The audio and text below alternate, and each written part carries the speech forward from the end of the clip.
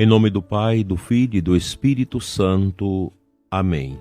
Graças e louvores se deem a todo momento ao Santíssimo e Diviníssimo Sacramento.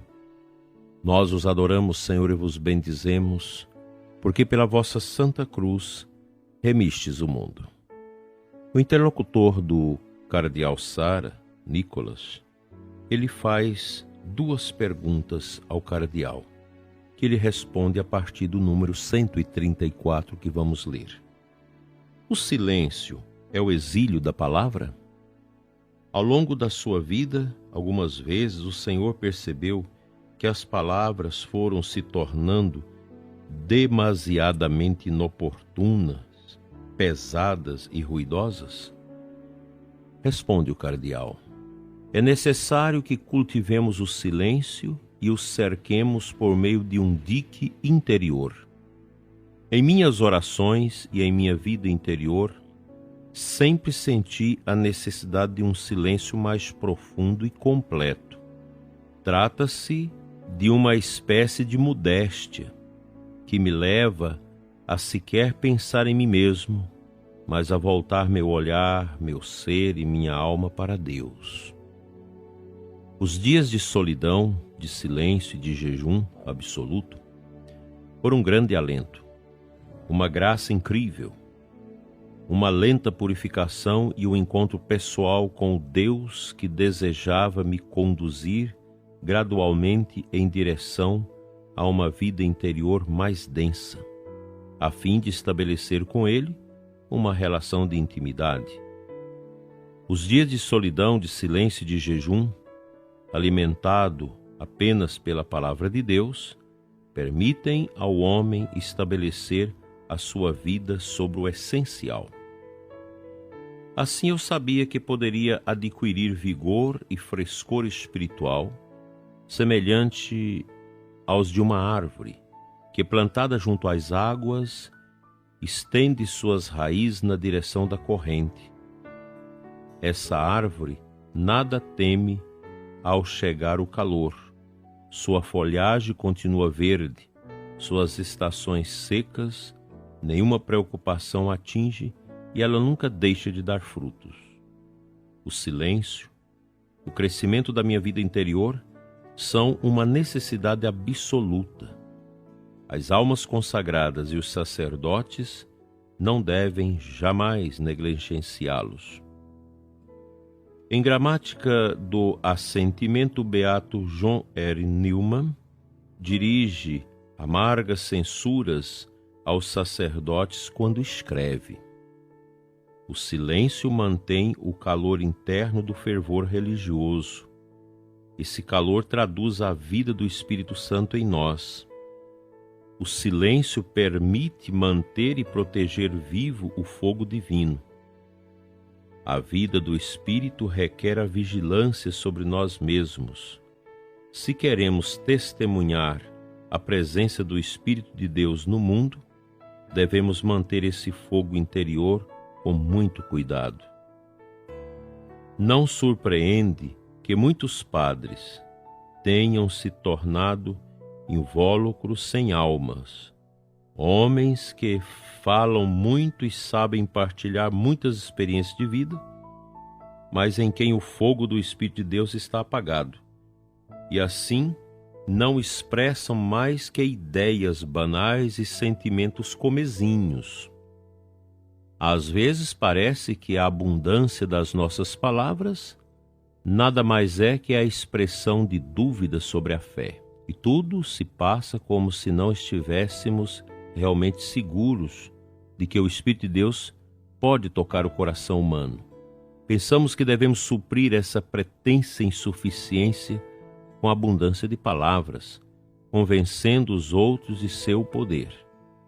Mas é precisamente essa descrença, tagarela, que extingue o fogo.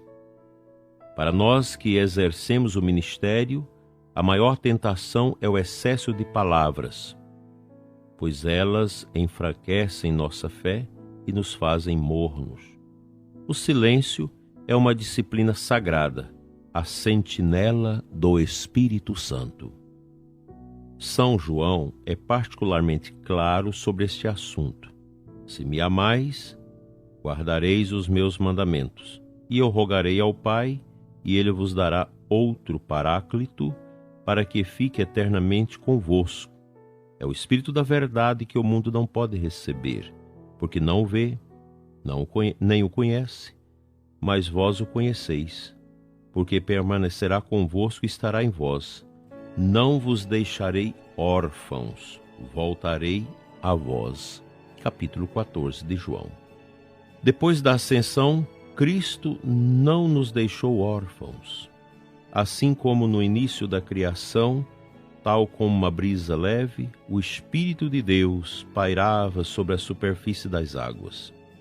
Assim também o Filho de Deus depositou a humanidade nas mãos do Espírito Santo, que derrama o amor do Pai e silenciosamente distribui sua luz e sua sabedoria. É por isso que é quase impossível ser guiado pelo Espírito Santo no barulho e na agitação do mundo. Creio que estas palavras são deverasmente suficientes, dileto ouvinte, para nos colocar dentro desse aspecto bonito que é a nossa estrada de maturidade.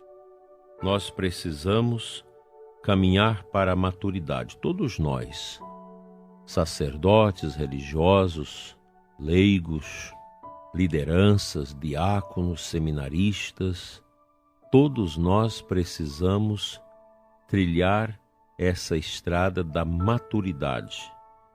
Pois se eu não admito a necessidade de amadurecer minhas convicções, amadurecer a minha fé, amadurecer os meus sentimentos, eu terei pouca chance de ser alguém que passou pela vida e soube bem aproveitar da vida, fazendo uma experiência profunda de relacionamento com Deus.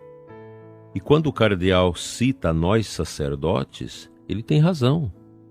Papa Bento XVI também falou disso, Santa Catarina de Sena, São Pedro Julião, tantos santos. Já o profeta Ezequiel falava disso a respeito dos sacerdotes. A gente escuta muitas coisas pela mídia, a gente assiste muitas realidades que revelam o vazio do coração do religioso, do sacerdote, dos leigos. Não basta vocês, leigos, ficarem criticando os sacerdotes. Os leigos também pecam muito. Pecam demais e se acham cheios de direitos de criticar os sacerdotes, os bispos religiosos, os catequistas, os ministros da igreja, mas às vezes estão com os corações também sentenciados pelo vazio desta realidade tão estranha que é o mundo de hoje. O Papa Bento XVI deu o diagnóstico claro, distinto e profundamente relevante sobre a crise do mundo e especialmente a crise da igreja. A falta de fé. Exatamente a falta de fé. Tem muita gente hoje, inclusive sacerdotes, querendo realizar uma igreja que os agrade e não uma igreja que agrade a Deus. Nós não estamos neste mundo para sermos agradados. Nós precisamos agradar a Deus. A gente precisa colocar a mão na consciência e avaliar com profundidade as nossas atitudes, o nosso empenho missionário e evangelizador. Avaliar a nossa piedade. Que jeito, padre, você celebra a missa? Como? Os leigos, às vezes, ficam horrorizados de ver a banalidade do sacerdote na purificação do cálice e das âmbulas, a falta de carinho com o sagrado, a falta de piedade. Sacerdotes que não rezam as orações do missal, as orações silenciosas, que não seguem o esquema da missa e acha que está enculturando. Isso não ajuda. Isso revela um coração vazio destronado de Deus. Há muitos sacerdotes que fazem a missa, que encenam a celebração da Eucaristia, mas o coração está vazio, está podre, está medonho. Qual a solução?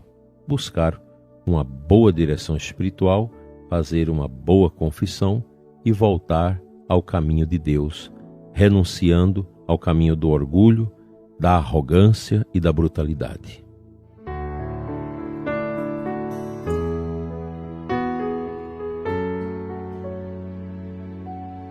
A aclamação ao Evangelho da Santa Missa de hoje nos traz o versículo 15 do capítulo 8 de Lucas. Felizes os que observam a palavra do Senhor de reto coração e que produzem muitos frutos até o fim, perseverantes.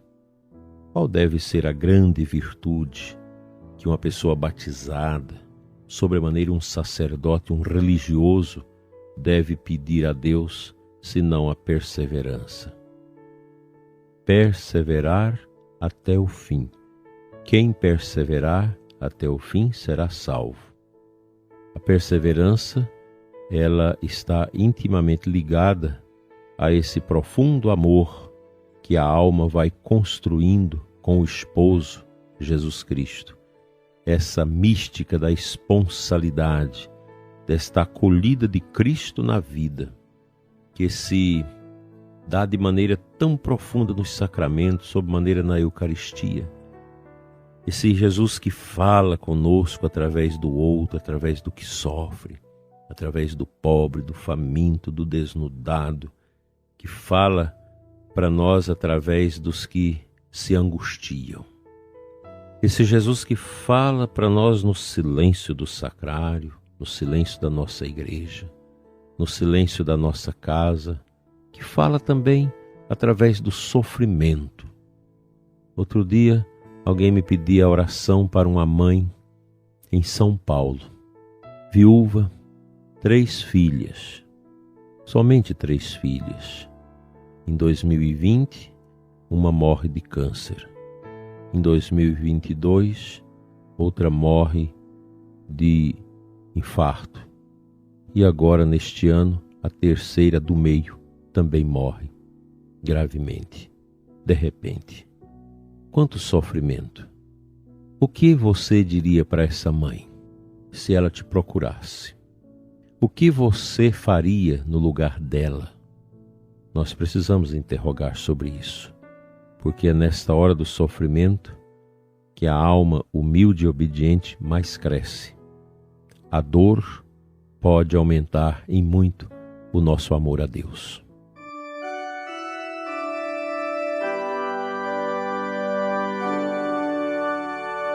Senhor, cura-nos de toda dor, de todo distanciamento, de toda soberba, orgulho, vaidade, prepotência, que não nos deixa, Senhor, entrar no Teu coração.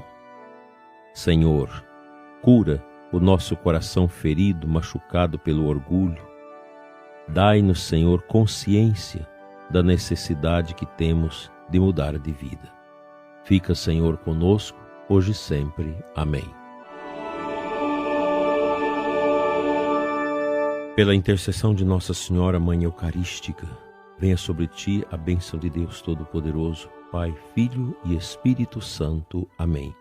Um bom dia para você e uma boa e feliz adoração ao Santíssimo.